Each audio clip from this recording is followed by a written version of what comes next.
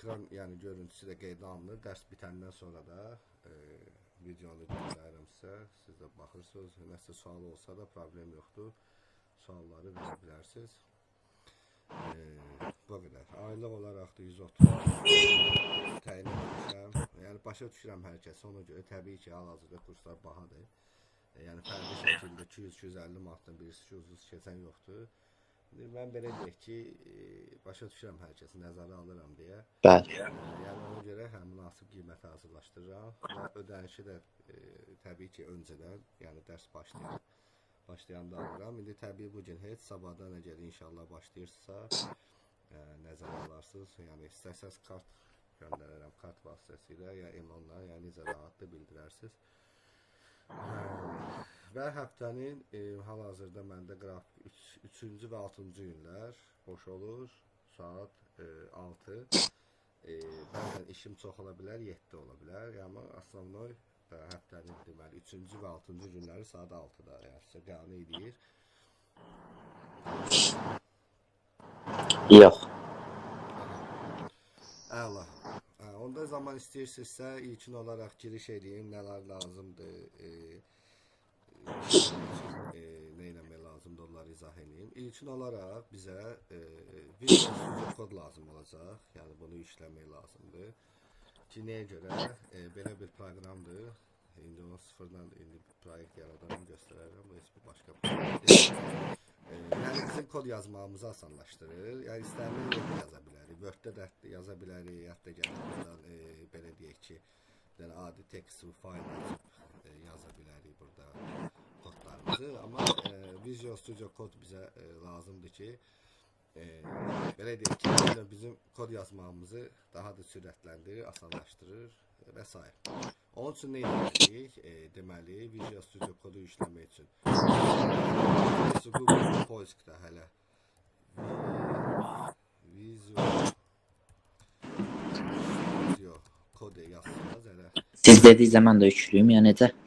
Ya indi bu dəqiqə vacib deyil, istəyirsiniz. Video indi dərs bitəndən sonra, yəni videoda yazılır, indi baxıb ona işləyərsiniz. Gələn, yəni sabah kimi çalışın yüklüyün, o cür davam eləyərik. Yəni belə bir şeydir, özünün belə bir saytı var, avtomatik. Yəni Google-da axtarış verəndə elə birinci gələcək, oraya bir giriş edirsiniz. Sadə bir şeydir. Download edirsiniz, skачать. Və öz əməliyyat sisteminə uyğun. Yəni sizdə notebook Windows-da yazır ki. Hə də, Lenovo, hə. Windows-dusa, Windows-a uyğun burada yüklüyorsunuz. Mac-OS-dusa buna uyğun, buna uyğun, Linux-dusa buna uyğun. Yəni yüklüyorsunuz. Yəni sadə bir şeydir. Next eləyib, yəni hazır vəziyyətə gətirirsiniz. Hələ ki ilkin olaraq bu kifayət eləyir. Yükləyəndən sonra. İndi onu sıfırdan göstərib nətər olur. Nələ papka yaradaq. Məsəl üçün adını qoyaq. First lesson. Belə bir boş papka açırsınız. Və gəlirsiniz Visual Studio Code açandan sonra.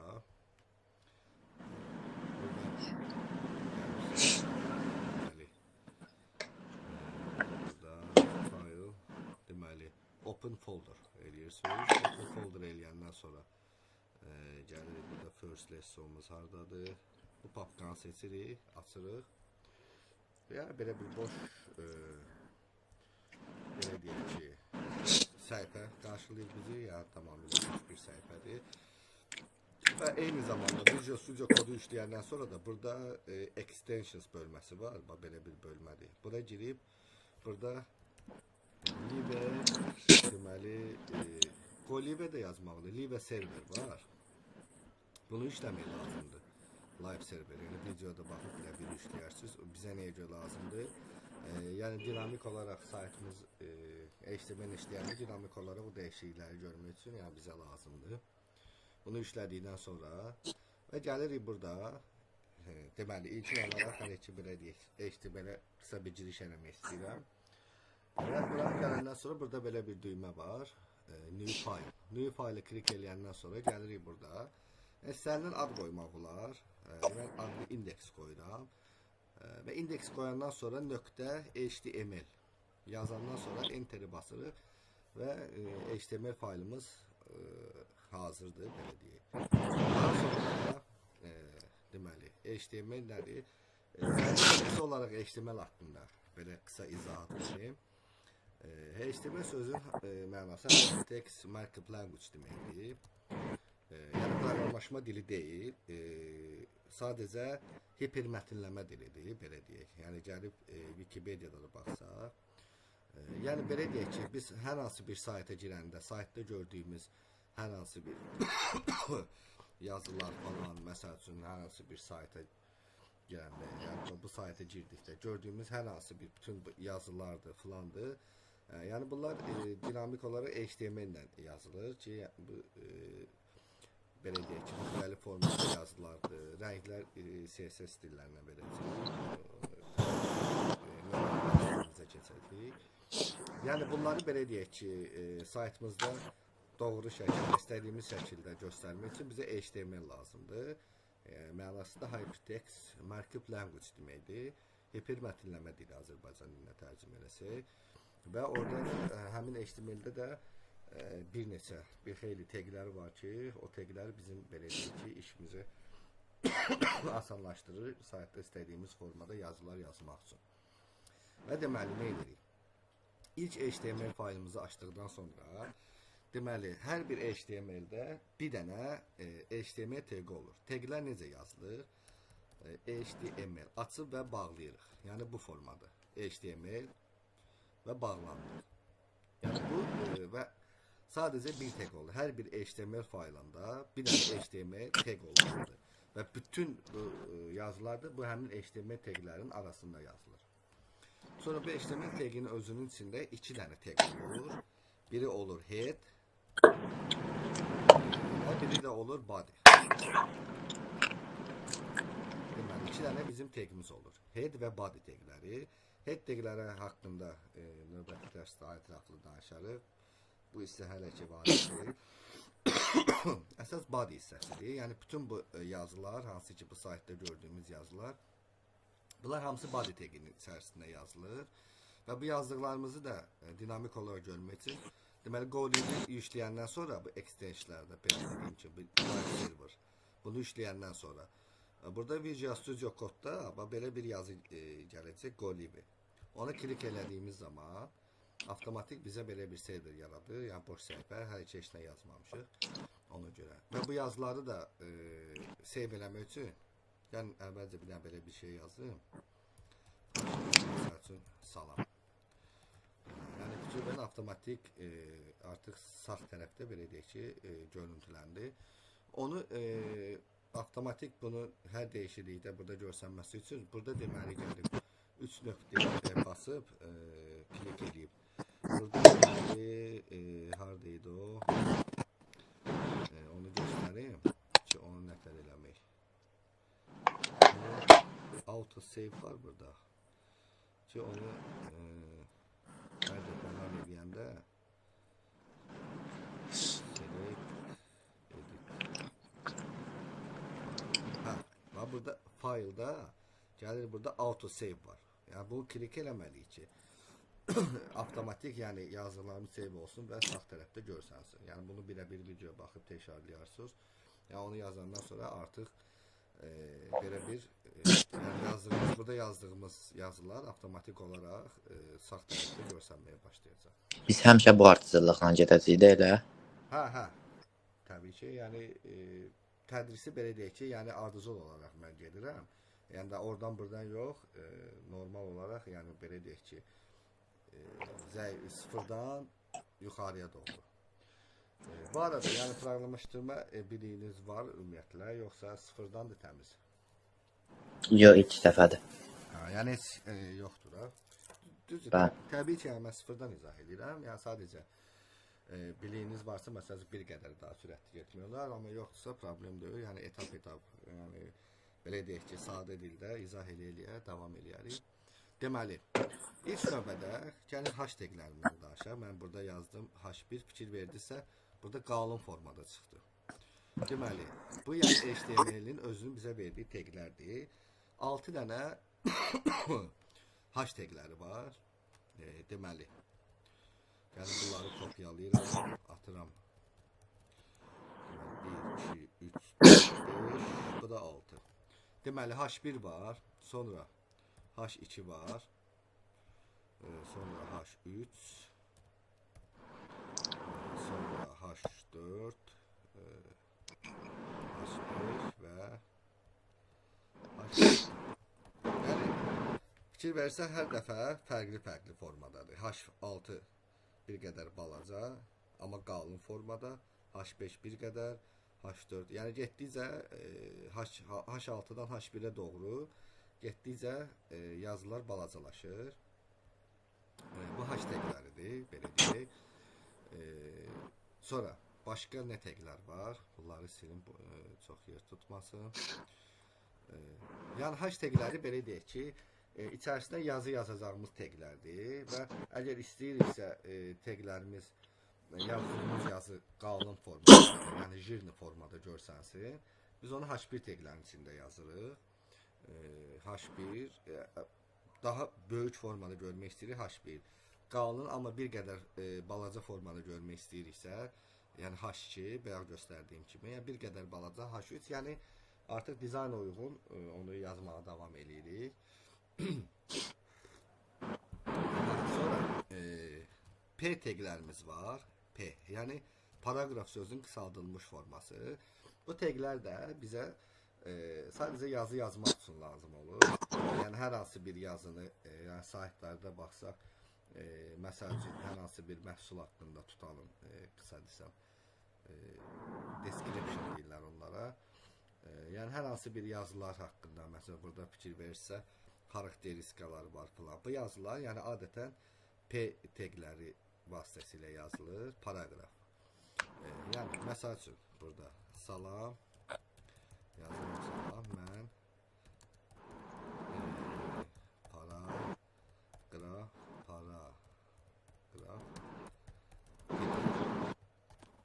və saytımızda belə bir formada, yəni sadəcə yazı, bildiyimiz, yəni yazı formada, nə qalın, nə balaca, standart yazı formasında belə bir yazı verir. Yəni bu standart formada yazmaq üçün paraqraf təqlərindən istifadə edirik. Təkcə paraqraf deyil, daha sonra labellar var. O da hər hansı bir yazı yazmaq üçün bu label Mənim son kompüterinizə kopyalayıb belə tez-tez yazsınız məsələn. Deməli, kopyalamaq üçün kompüterin qısa yolu var. Məsəl üçün bu yazını kopyalamaq üçün bunu belə seçəndən sonra Ctrl+S, yəni C, Ctrl+C-ni klik eləyəndən sonra o avtomatik kopyalayır və gəlib əgər bura yazmaq istəyiriksə Ctrl+V, Ctrl+V-ni klik eləyəndən sonra belə deyək, avtomatik buradakı yazıları kopyalayıb bura yapışdırır. Ctrl+C və Ctrl+V belə deyək. Bu da olsun label. Yəni belə. Daha sonra başqa nə təqlər var? Span təqi var. Yazırıq span. Span təqi, deməli bu da span təqidir. Sadəcə fikir versə yan-bayan gəldi. Yəni span təqi paraqraf təqi ilə fərqi ondadır ki, paraqraf təqi, iki dənə də yazsam paraqraf təqi, onlar alt-alta düşəcək. Yəni bunları hələlik və burada komment var. Komment o deməkdir ki, buna kommentlər deyirlər. Yəni belə formaya salanda artıq bu yazılar fikir versə burada görsənmir. Bu kommenti də eləmək üçün deməli qısa izah edəcəm. Gəlirik deməli kiçikdir işarəsi, kiçikdir işarəsi 2 xətt burada qoyuruq və gəlirik aşağıda 2 xətt və böyükdür işarəsi və burada da bir dənə nida və artıq bunu yəni komment alır. O deməkdir ki, bu komment nədir? Komment deyirlər. Komment yəni kommentariya sözünün qısaldılmış forması. Kommentariya da adından göründüyü kimi nədir? Yəni şərh. O deməkdir ki, çox vaxt kommentariyaları biz məsəl üçün burada yəni bir proyekt üzərində adətən bir developer, bir neçə developer işləyir də təbii olaraq. Ola bilər ki, bir developer digər developerin yəni bu təqləri nə üçün yaratdığını yəni təxmin eləyə bilmir bəzən. Yəni bir developer digər developeri bildirmək üçün ki, bu nədir? Məsəl üçün gəlir belə bir kommentariya açır və deyir ki, bu məsələn təqlər nə bilim bildiriş üçündür. Məsəl üçün də belə bir şey yazır. Yəni artıq bu ekranda görsənmir. Sadəcə bu developer görür ki, deməli bu təqlər nə üçün yaradılmışdı? Yəni belə bir şeydir. Yəni kommentariya adından göründüyü kimi kommentariya sözünün qısaldılmış formasıdır. Comment deyirlər buna. Ancaq bu Facebookda ya digər sosial şəbəkələrdə də olur. Comment. Yəni bir növ ona bənzəyir. Yəni belə bir şeydir. Yəni bunlar kommentardır. İndi fikir versə, yəni P təqləri ilə yazdığımız zaman avtomatik alt-alta düşür. Yəni burada yazılar. Amma label-la yazanda isə bunları kommentarlı. Label-la yazdığım zaman isə fikir verin yan-bayan gəlir. Bura nida qoyum ki, yəni burada bitir təqiyyə. Fikir versə yan-bayan gəlir. Yəni label-la paragraf təqlərindən də fərqi odur ki, paragraflar alt-alta atır, amma label-da span təqləridir. Bunlar yan-bayan gəlirlər. İndi bu haqda gələn dərslər daha ətraflı danışacağıq. CSS giriş eləyəndə əsasən daha ətraflı izah eləyəcəyik. Nə üçündür bu? Yəni buna inline təqlər deyirlər. Inline elementlər deyirlər. Yəni belə. Və deməli yazı yazmaq üçün deməli əsasən 3 təqdən biz geniş istifadə edəcəyik. Paragraf, label və span təqləri, hansı ki bunlar yazı yazmaq üçündür. Sonra nə təqlər var? Çox təqlər var. Məsəl üçün istifadəçidən hər hansı bir məlumatı almaq üçün, yəni neyi nəzərdə tuturam? Fikir versə burada axtarış. Belə bir şey gəlir ki, bunun içində biz yazı yaza bilirik. Onun saytımızda inteqrasiya eləmək üçün bizim belə bir təqimiz var, input. Input təqi yazdığımız zaman fikir belə bir formada, indi biz CSS dərsi keçdiyimiz zaman növbəti dərs ikinci, üçüncü dərsdən artıq, yəni HTML zaten elə dərin bir mövzu deyil. Düşünürəm 2 dərsə bitirmək kifayət edəcək bizə. Yəni 2 dərsdən sonra artıq biz CSS-ə giriş edəcəyik, hansı ki stillər ki, yəni burada fikir verirsə, öz fərqli şəkildə baxırsınız ki, burada input növbələrdir. Yəni bu artıq stillərdir, CSS vasitəsilə verilmiş stillərdir. Biz artıq CSS dərsi keçəndə bu artıq buna istədiyimiz stilləri verəcəyik. Deməli, hər iki üçün olaraq default formasını göstərirəm. Default bu cür gəlir. Və bura artıq istədiyimiz yazıları yaza bilirik. Inputda. Və deməli, inputların da bir neçə növü var. Yəni burada fikir versə type. Yəni bir neçə tipi var. Burada hal-hazırda text tipidir. Yəni text tipi bildiyimiz adi yazı yazmaq üçün default bizə sonra deməli file tipi var. File tipi nədir? Fikir versə forması dəyişdi. Yəni bildiyimiz kimi kompüterimizdən faylları seçmək üçün istifadə olunur. Sonra nə tiplər var? Password var. Password nədir? Bildiyimiz yazıdır, sadəcə fikir verir yazdığımız zaman artıq burada işlə görsənir. Bəli. Yəni bu çox vaxt fikir versə login olanda login parol yazılarına, yəni parol hissəsi görsənmir. Yəni bu o zaman istifadə olunur, passworddur. Sonra nə təqləri var? Number var. Hansı ki bura ancaq yazı yox, fikir versə yazı düz riyaziyyatda konstant sayılır. Yəni E yazmaq olur, amma başqa hərf yazmaq olmur, fikir verirsə. Ancaq rəqəm. Yəni avtomatik olaraq ancaq rəqəmlər götürür. Və burada da həmçinin yuxarı aşağı belə azaltmaq olur. Yəni özünün default verdiyi belə deyək ki. Müəllim, bunları həm də nəzəriyyə kimi dəftərə yazma öyrənim yanatar. İstəsəz, bunları qeyd eləsəz daha yaxşı olar. Əgər istəyirsinizsə, əlbəttə plus olardı. Amma yenə də baxın da seçim üstündür. Belə əsas təqləri yazıb bir nota alsanız məsləhətdir ki, sonradan o zaman yəni yaddaşa daha yaxşı həkk olar. Məsləhət görərdim, Sonra başqa nə tipləri var? Deməli, checkbox var. Checkbox da bildiyimiz belə bir şeydir. Yəni o saytlarda bəzən olur, istifadəçi şərtlərini qəbul edirəm və s. Belə bir qalçıqa deyirlər, yəni quş qoymaq üçün. Buna checkbox deyirlər. Sonra range var. Yəni range bildiyimiz aralıq, yəni hər hansı bir aralıq. Bəzən olur saytlarda görürsünüz, nə bilim, hər hansı bir rəqəm seçmək. İndi biz JavaScript dərsi keçdiyimiz zaman düzdür, hələ onun bir xeyli var. JavaScriptdə biz onu valuesunu tutub ya idarə edəcəyik ki, məsəl üçün 0-dan 100-ə kimi bəzən fikir versə saytda belə bir range aralıq qoyurlar ki, yəni 0-dan 100-ə kimi və yaxud da kredit bölmələrində, o bankların kredit seçərkən belə bir range seçirlər. Tutalım ki, 0-la ya 300 manat arası, 10.000 manat arası. Yəni belə bir sürüşdürərək o rəqəmləri Bəli. Yəni oradan məsələn onun üçün istifadə etmək olar. Sonra nə var? Inputları. Date var, zaman göstərir. Belə bir şeydir. Yəni kalendar, belə deyək, default olaraq belə bir kalendar verir. Sonra email var, elə vacib deyil. Hidden var, hansı ki yəni bu artıq görsən bir, düzdür, bu hələ ki vacib deyil ilkin olaraq, sadəcə yəni prosta izah edirəm növlərini. İndi onu gələcəkdə ətraflı izah edərəm, nə üçün lazım ola bilər bizə. Pasportda, radio var.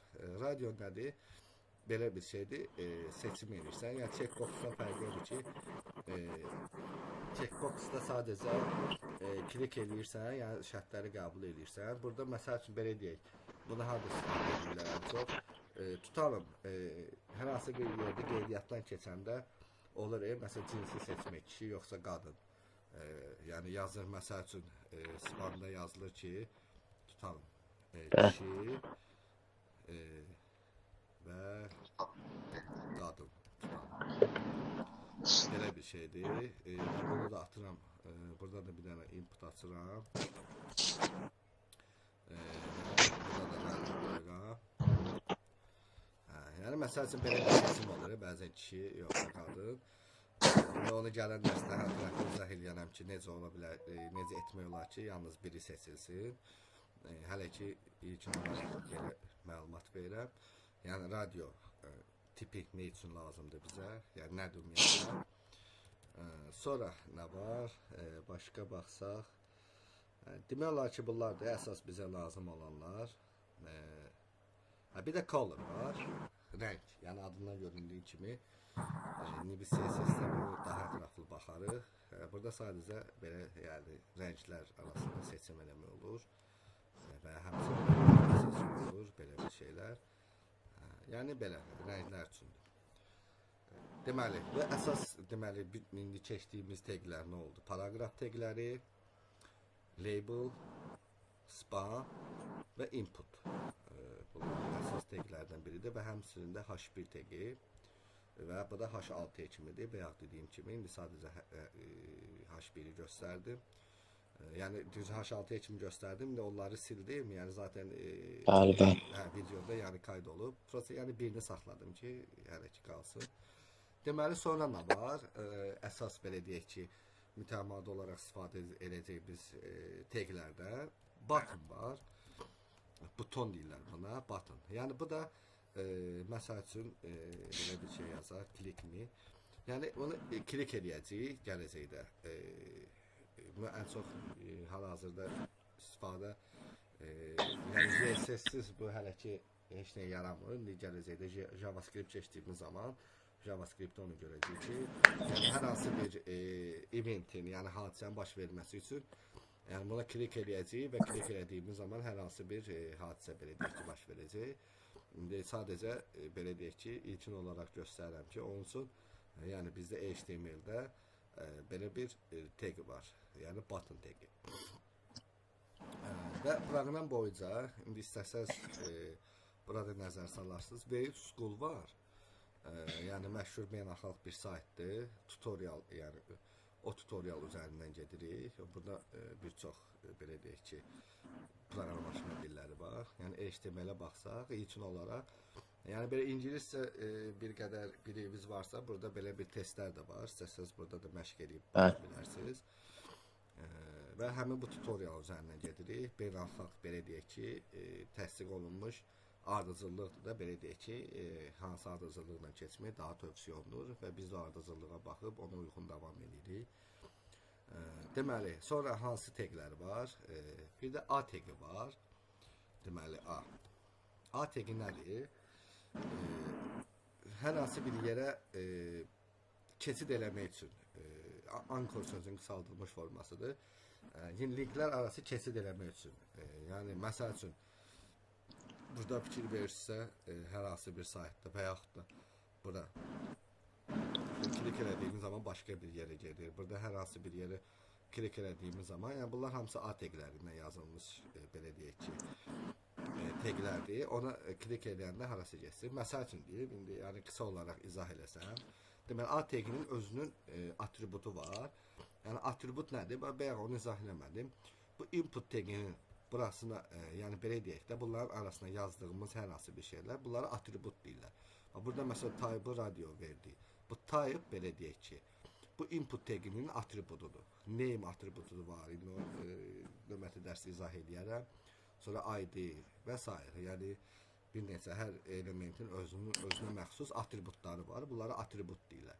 Və həmçində A teqinin də belə bir atributu var. href. Deməli href nədir? Məsəl üçün bura yazıram.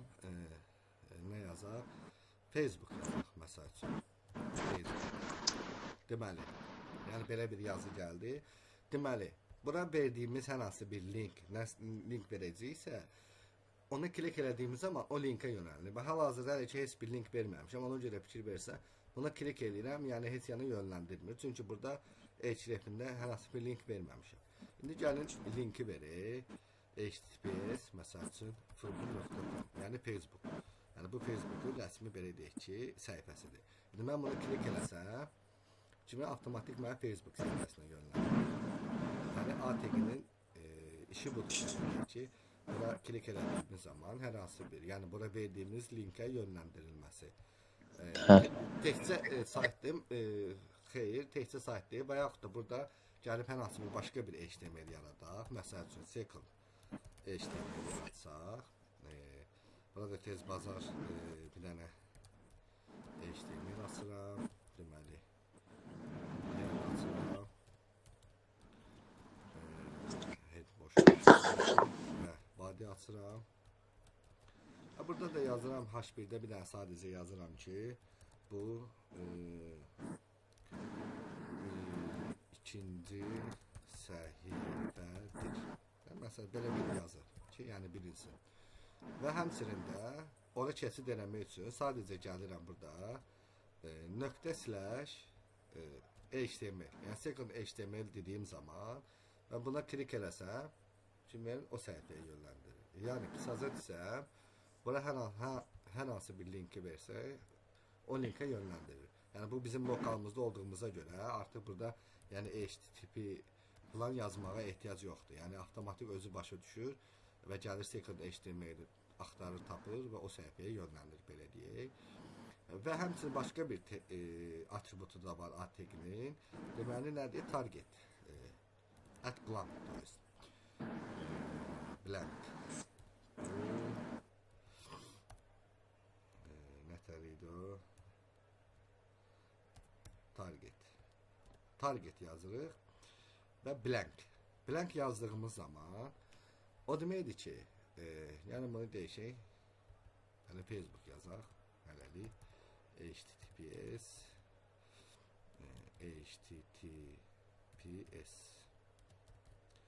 facebook.com. Target blank nədir? O deməkdir, biri var, yəni bunu silsəm, hələ ki bunu silirəm, buna klik elədiyimiz zaman olduğumuz saytı yönləndirir.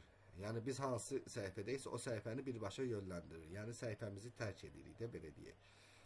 Amma gəlin mən target blank yazsam, target blank.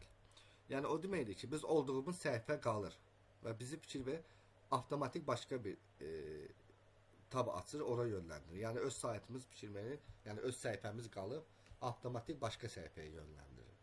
Yəni target blank da onun üçündür. Bəzən ehtiyac olur ki, yəni olduğun səhifəni tərk eləmədi. O saytda qalarsa sadəcə səni yönləndirsin. Başqa bir tab açıb o taba yönləndirsin. Onun üçün də bizim belə deyək ki, ATG-nin belə bir atributu var. Target blank. Yəni belə dediyimiz zaman artıq o başqa bir səhifəyə yönləndirir. Aha. Introduction. Editors.